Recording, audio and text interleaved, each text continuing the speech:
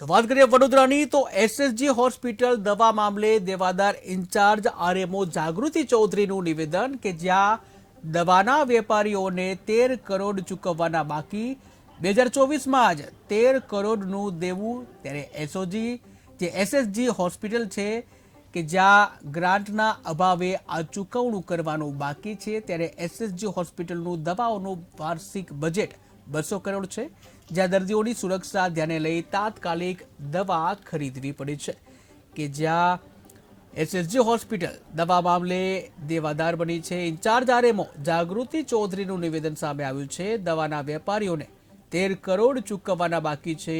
2024માં જ 13 કરોડનું દેવું થયું છે કે જ્યાં ગ્રાન્ટના અભાવે ચૂકવણું બાકી હોવાનું જણાવાયું છે।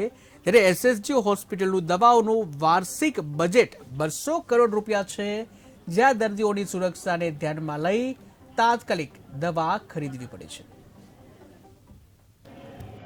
સરકારી નિયમ પ્રમાણે 688 દવા ઈડીએલ એટલે ઇસેન્શિયલ ડ્રગ લિસ્ટમાં સમાવિષ્ટ કરવામાં આવે છે। એ ડ્રગ જે છે એ જીએમએસએલ ગુજરાત મેડિસિન સર્વિસ કોર્પોરેશન જે છે ગવર્મેન્ટ એને સપ્લાય કરવાની, એ સરકારી નિયમ પ્રમાણે દરેક હોસ્પિટલમાં એમને સપ્લાય કરવાનો હોય છે।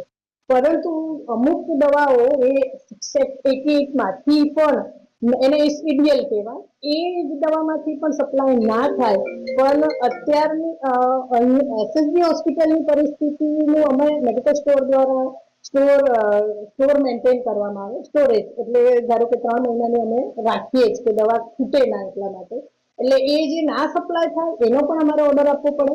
અને નોન ઈડીએલ કહેવાય, નોન ઈડીએલ એટલે કે વિભાગીય વાળા જે પ્રિન્સિપલ ડોક્ટર છે એની માંગણી પ્રમાણે પણ અમારે ખરીદી કરવી પડે।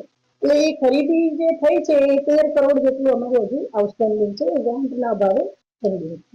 સરકારી નિયમ પ્રમાણે 688 દવા ઈડીએલ એટલે ઇસેન્શિયલ ડ્રગ લિસ્ટમાં સમાવિષ્ટ કરવામાં આવે છે।